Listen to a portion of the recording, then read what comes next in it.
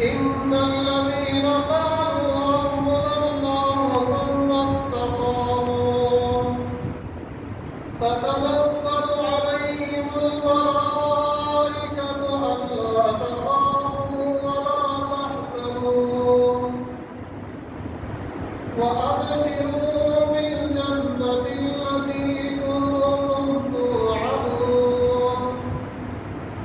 نحن أولياؤكم في الحياة الدنيا وفي الآخرة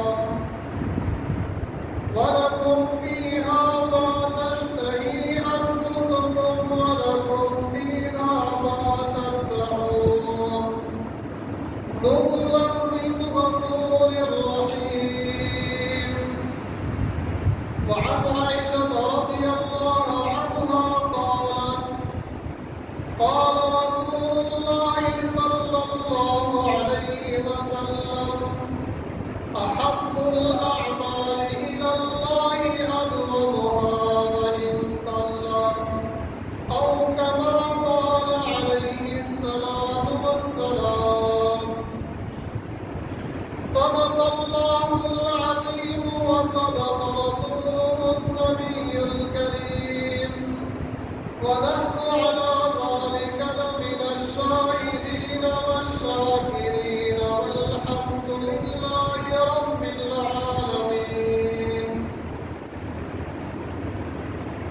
یقیناً ہمارے لیے سعادت ہے اور ہمیں شکر ادا کرنا چاہیے کہ اللہ نے اس رمضان المبارک میں ہمیں 5 جمعے عطا فرمائے اور اللہ رب العالمین نے ہمیں 30 روزہ رکھنے کی موقع عطا فرمایا. اللہ نے توفیق عطا فرمائی. تو یقیناً اس میں ہمارا کوئی کمال نہیں ہے، یہ سب اللہ کا فضل، اللہ کی مہربانی. تو ہمیں خوش ہونا چاہیے جو بھی عبادت ہو اللہ کی طرف سے، ہمارا جذبہ یہ اور شوق یہ ہو کہ یہ تو اللہ کی طرف سے 1 مہینے کا حکم. اگر پروردگار کی طرف سے اس سے زیادہ روزے رکھنے کا حکم ہوتا تو ہم اس سے زیادہ روزے بھی اللہ کے حکم سے رکھتے اور یہ نیت اور جذبے پر اجر و ثواب ملتا. چاہے مہینہ 29 کا ہو اجر اللہ پورا عطا فرماتے، کم نہیں فرماتے. 30 کا ہو گیا پھر بھی اللہ پورا اجر عطا فرماتے. اسی لیے علماء نے لکھا ہے کہ مسلمان 60 70 80 100 سال اللہ کی عبادت اور بندگی کرتے، لیکن اللہ نے جنت کا وعدہ ہمیشہ کے لیے کیا ہے. جگہ جگہ جب آپ قرآن پاک میں تلاوت کرتے کہاں پر الفاظ آتے خالدین فیہا، کبھی الفاظ آتے خالدین فیہا ابدا. جہاں پر اللہ جنت کا تذکرہ فرماتے ہیں تو دونوں طرح کے الفاظ ملتے ہیں. خالدین فیہا کے الفاظ بھی ہیں، خالدین فیہا ابدا. اسی طرح کوئی شخص کفر اختیار کرتا ہے، شرک کرتا ہے، تو وہ کفر اور شرک 60 70 80 90 سال کرتا ہے، لیکن جہنم کی سزا اس کو ہمیشہ کے لیے ملے گی. وہاں پر بھی الفاظ آپ کو ملے گی. تو علماء اس میں یہ نکتہ لکھا ہے کہ عبادت یا کفر اور شرک تو کم عرصے کے لیے ہوا ہے، سزا ہمیشہ کے لیے. اس لیے کہ مومن کی یہ نیت تھی کہ میں ہمیشہ سے اللہ کی عبادت اور بندگی کروں، اس لیے اللہ اس کو ہمیشہ کے لیے جنت عطا کرے. اور اس کافر اور مشرک کی یہ نیت اور یہ ارادہ تھا کہ میں جب تک زندگی رہے گی اللہ کی نافرمانی کفر اور شرک کروں، اس لیے سزا بھی ہمیشہ. تو ہماری یہ نیت ہونی چاہیے، جذبہ یہ ہو کہ اللہ آپ کی طرف سے حکم یہ تھا کہ 1 مہینے کے روزے رکھو. یا اللہ آپ کی توفیق سے، آپ کی مہربانی سے، آپ کی عنایت سے یا اللہ ہم نے یہ 1 مہینے روزے رکھے، اللہ اپنے بارگاہ عالیہ میں قبول. آداب یہ بتلائے گئے کہ رمضان سے 2 مہینے پہلے دعا مانگی جا رہی تھی. اللہم بارک لنا فی رجب و شعبان اب ہمیں چاہیے کہ کم از کم رمضان گزرنے کے بعد کئی ہفتوں تک یا نہ کم از کم ایک مہینے سے اللہ سے یہ دعا مانگے کہ اللہ جتنے نیک اعمال کیے تھے اللہ اپنے بارگاہ عالیہ میں یہ نہ ہو کہ بس رمضان گزر گیا بس سب ختم نہیں، ابھی بھی جب بھی موقع ملے اللہ سے مناجات کرنے کا، دعا مانگنے کا، تو جہاں ہم اللہ سے اور اپنی ضروریات حاجات کی دعائیں مانگتے ہیں تو ایک دعا اس میں یہ بھی شامل کرے کہ اللہ رمضان کے روزوں کی توفیق عطا فرمائے، تراویح کی توفیق کہ اللہ اپنے عطا فرمائے، عنایت فرمائے، نوافل کی تلاوت قرآن کی، یا اللہ ہماری یہ جملہ نیک اعمال اپنے بارگاہ عالیہ میں قبول۔ تو یہ استقامت جو آیت کریمہ آپ کے سامنے تلاوت کی، اس میں اللہ رب العالمین نے اپنے مومن بندوں کی ایک بہت عظیم و شان صفت کا تذکرہ فرمایا کہ اللہ کے جو نیک بندے ہوتے ہیں اس میں استقامت پائی جاتی ہے، وہ ہر نیک عمل کو پابندی کے ساتھ، مداومت کے ساتھ اور ہمیشہ کے ساتھ۔ تو یہ اللہ کی نیک بندوں کی ایک بہت بڑی صفت بیان ہے۔ تو ہمیں چاہیے کہ رمضان المبارک میں جن نیک اعمال کا معمول بنا جائے تو ہم اس نیک اعمال کو ترک نہ کریں، چھوڑے نہیں۔ ماشاءاللہ بڑی خوشی ہوتی ہے ہماری 5 وقت نماز باجماعت میں کافی تعداد میں لوگ اللہ سے یہ توفیق مانگ کے دعا مانگی کہ اللہ پورا سال 5 وقت باجماعت نماز پڑھنے کی توفیق دے۔ انشاءاللہ اللہ تھوڑی سی ہمت کرے، اللہ پورا سال توفیق عنایت فرمائیں گے۔ اللہ کے خزانوں میں کوئی کمی نہیں، انسان صرف عزم ارادہ کرتا ہے، توفیق اللہ کی طرف سے ملتی ہے۔ وَمَا تَوْفِيقِي إِلَّا بِاللَّهِ، یہ حضرت شعیب علیہ السلام کا ارشاد ہے۔ اللہ نے قرآن پاک میں ارشاد فرمایا ہے کہ انسان کو جو بھی حضرت شعیب علیہ السلام نے اپنے قوم کو سمجھایا کہ میں تمہیں نیک عمل کی طرف بلاتا ہوں، اصلاح کی طرف، میں خود بھی نیک عمل کرتا ہوں، اور یہ نیک عمل یہ میرا کوئی ذاتی کمال نہیں ہے، وَمَا تَوْفِيقِي إِلَّا اللہ کے ہم میں سے کوئی شخص بھی یہ دعویٰ نہیں کر سکتا ہم نماز پڑھتے ہیں، تلاوت کرتے ہیں، روزہ رکھتے ہیں، تراویح پڑھتے ہیں، یہ توفیق سب اللہ کے توفیق۔ اللہ سے توفیق بھی مانگے، ہمت کرے، انشاءاللہ اللہ رب العالمین پورا سال باجماعت نماز پڑھنے کی توفیق۔ اسی طرح اگر ہم نے تلاوت کا موضوع بنایا تھا، جتنے قرآن کی اللہ اپنے بارگاہ عالیہ میں سب ساتھ سے قبول، لیکن یہ نیت کرے، عزم کرے کہ انشاءاللہ میں روزانہ اتنی مقدار میں تلاوت کا معمول کروں، تلاوت کو نہیں چھوڑوں۔ اور اس کے ساتھ ساتھ ایک درخواست یہ ہے، ایک خیر بہادر مشورہ یہ ہے کہ ہم تلاوت کے 2 حصے بنا لیں۔ ایک حصہ جو ہم زیادہ کرتے بغیر ترجمے کے، بے شک اس طرح آپ جاری رکھیں، ایک سپارہ پڑھنا ہے، آدھا پڑھنا ہے، جتنے اللہ توفیق، اور کم از کم 1 رکوع ہم روزانہ ترجمے کے ساتھ بھی شروع کریں گے۔ نیت کریں اس سال سے کہ ہم نے انشاءاللہ سال میں کئی مرتبہ ہم قرآن پاک کو ترجمے کے ساتھ بھی، اس کی بڑی برکات آپ زندگی میں پائیں، آپ کی اللہ رب العالمین نیک اعمال میں اور اضافہ فرمائیں گے، اللہ کے ساتھ تعلق محبت اور بڑھے گی، اللہ کے نبی کے ساتھ، اللہ کے محبوب کے ساتھ اور بھی تعلق میں اضافہ، دین کے اندر دین پر عمل کرنے کا جذبہ پہلے سے اور زیادہ، یہ آپ تجربہ کریں۔ قرآن پاک میں اللہ نے وہ برکات رکھی ہے جو کسی اور چیز میں نہیں۔ پھر قرآن پاک کے بعد دوسرا مرتبہ حدیث مبارک، پھر سب سے زیادہ انوارات قرآنیت و حدیث مبارک۔ بہت گناہگار شخص ہوتا ہے،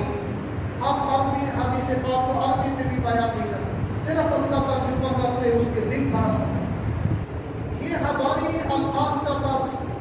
کوئی اثر نہیں ہوتا، وہ حدیث پاک کی اس مفہوم میں اتنا اثر ہوتا ہے کہ وہ سننے والے کے دل پر اثر۔ بہت سارے لوگ کوئی ایک حدیث سن کر اللہ اس کی زندگی بدل دیتے، توبہ کر لیتے ہیں، جو غفلت میں زندگی گزری ہوتی ہے اللہ کی طرف رجوع۔ تو اللہ رب العالمین نے اپنے نیک لوگوں کی جو صفت بیان کی ہے، اللہ رب العالمین یقیناً وہ لوگ جنہوں نے کہا ہمارا پروردگار تو اللہ ہی ہے، اللہ پر ایمان لائے، تم فاستقاموا،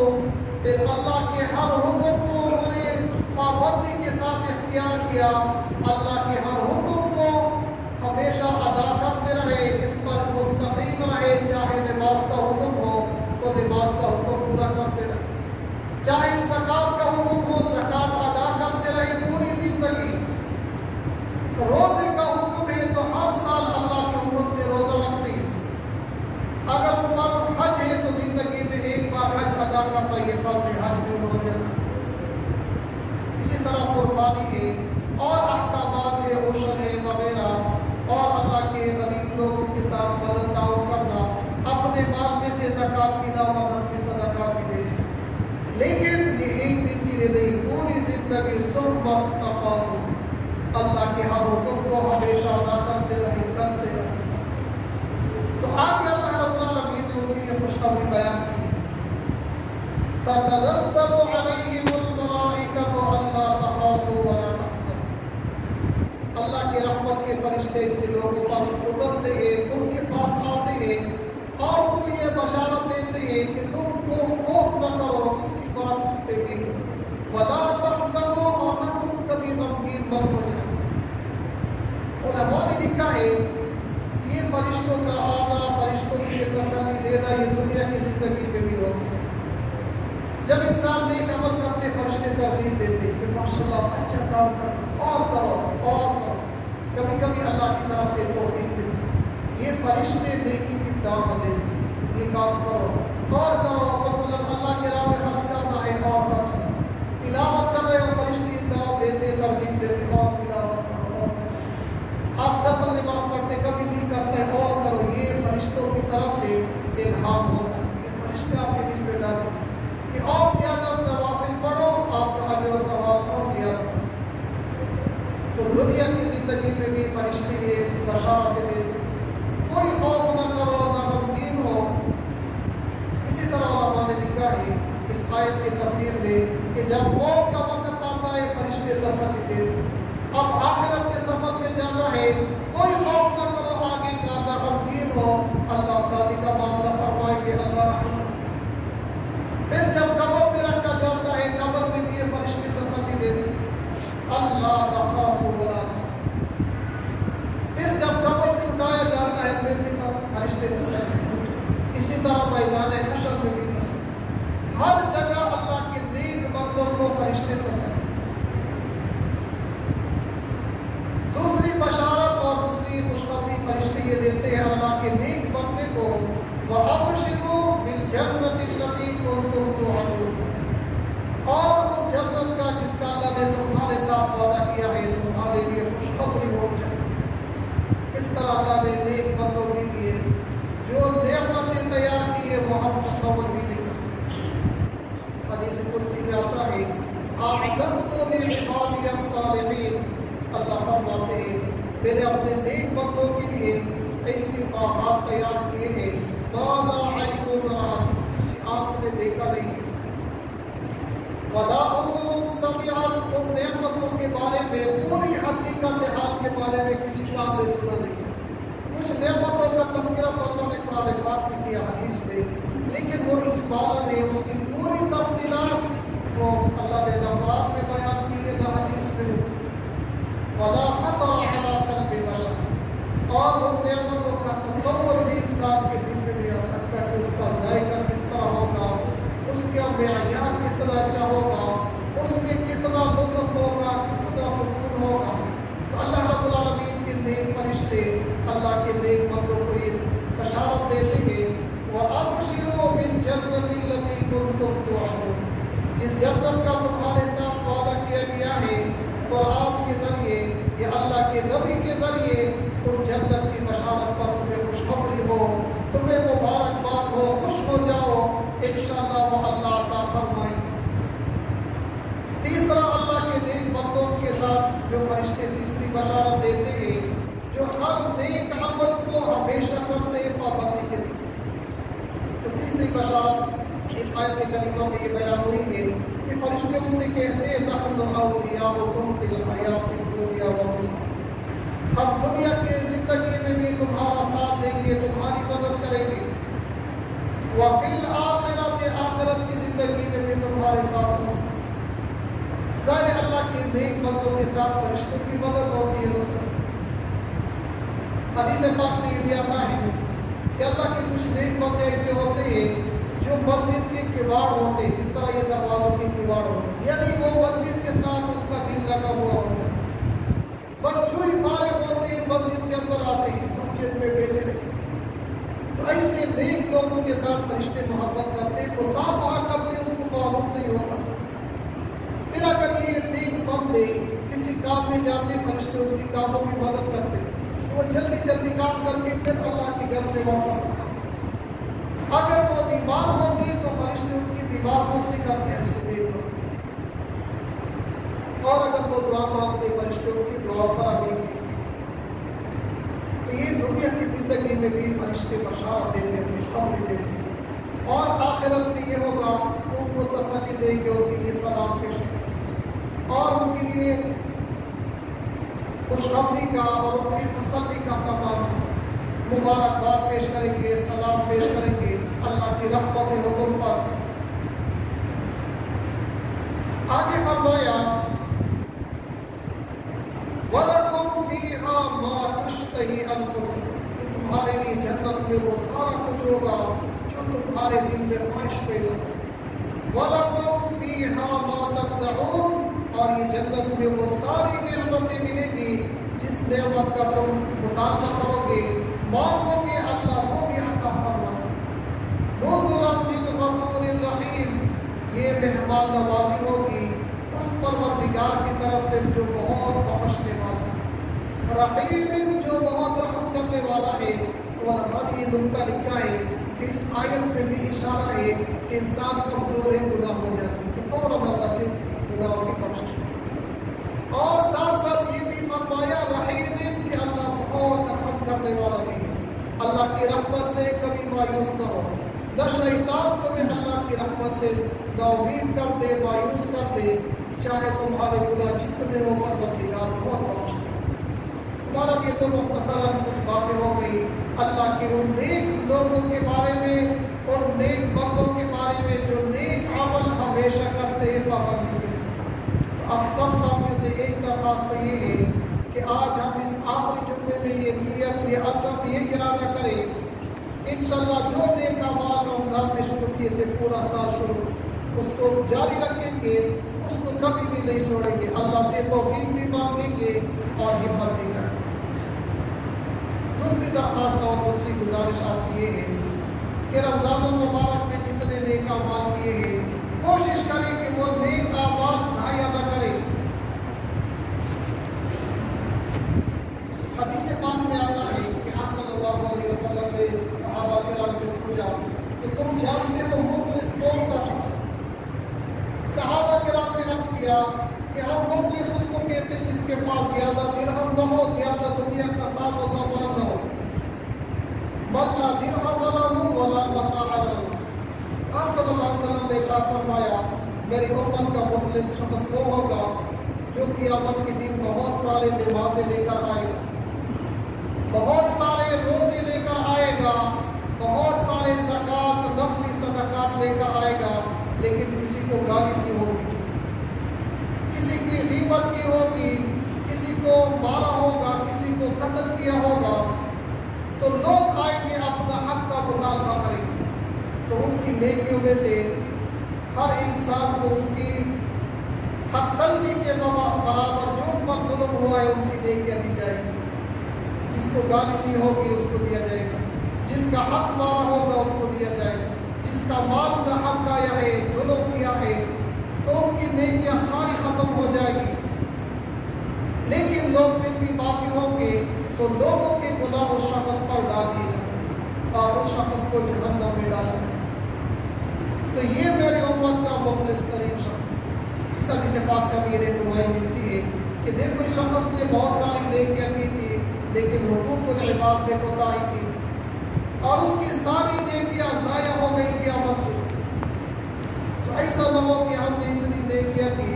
پھر بھی ہم حقوق العباد میں کوتاہی کریں، کسی کا ناحق مال کھائے، کسی کو برا بھلا کہے، کسی کو مارے، کسی پر ظلم کرے، تو کل قیامت کے دن ہماری نیکیاں ساری جائیں۔ اللہ رب العالمین ہماری نیکیوں کی حفاظت فرمائے، اور کوشش کرے اللہ سے دعا مانگے کہ اللہ جتنے نیک اعمال کیے یا اللہ ہمیں اپنی نیکیوں کی حفاظت کرنے کی توفیق دے۔ تیسری چیز کہ بعض لوگوں کی یہ غلط بات مشہور ہے کہ رمضان المبارک کے اگر آخری جمعے میں جمعے کے نماز کے بعد 4 رکعت نفل پڑھے جائے تو لوگوں کی مشورے کی قضائے عمری ہے کہ پورے سال اور پوری زندگی کے سب قضا نمازیں معاف ہیں۔ یہ حدیث پاک میں کچھ بھی نہیں ہے، یہ کسی نے اپنی طرف سے اللہ کے نبی کی طرف غلط بات منسوخ کی۔ تو اس کی شریعت میں کوئی حقیقت نہیں ہے، نہ اس سے نمازیں معاف ہوتی ہے، بلکہ جو نمازیں اگر غفلت میں کوتاہی میں قضا ہوئی ہے، علماء کی طرف رجوع کرے وہ آپ کو صحیح طریقہ بتا دیں گے کہ قضا نمازیں کس طرح ادا کرنی ہے اور اس کی ادائیگی کا کیا جائے۔ آخری بات، وقت ختم ہو گیا ہے۔ عید کے کل چونکہ عید کا دن بھی ہے تو عید کے دن کی بھی کچھ مصنون اعمال ہیں۔ صبح سویرے جاگنا یہ بھی عید کے دن کے مصنون اعمال میں سے۔ اسی طرح غسل کرنا، صاف کپڑے پہننا، خوشبو لگانا، مسواک کرنا، عیدگاہ جانے سے پہلے کوئی میٹھی چیز کھانا، اور عید کی نماز سے پہلے صدقہ فطر ادا کرنا۔ اگر کوئی عید دنوں میں ادا کرے وہ اس سے بھی بہتر ہے، تاکہ کسی کی کوئی ضرورت ہے وہ پوری ہو۔ کم آخری وقت یہ کہ عید کی نماز سے پہلے ادا کریں۔ اگر عید کی نماز تک ادا نہیں ہوا بعد میں بھی ادا کر سکتے ہیں، لیکن افضل وقت یہ بہترین کہ عید کی نماز سے پہلے کریں۔ اور آپ صلی اللہ علیہ وسلم کا معمول یہ تھا کہ اپنے گھر کے جتنے چھوٹے بچے ہوتے ان کو ساتھ لے کر عیدگاہ جاتے اور آہستہ آواز میں تکبیرات پڑھنا، اللہ اکبر اللہ اکبر لا الہ الا اللہ اللہ اکبر وللہ۔ ایک راستے سے آنا دوسرے سے جانا، اور اس طرح یہ بھی مسئلہ ذہن نشین رکھے کچھ ساتھی ماشاءاللہ پابندی کے ساتھ اشراق پڑھتے تو عید کے دن عید کی نماز سے پہلے اشراق پڑھنا جائز نہیں ہے، بلکہ عید کی نماز کے بعد آپ گھر جا کر واپس جو بھی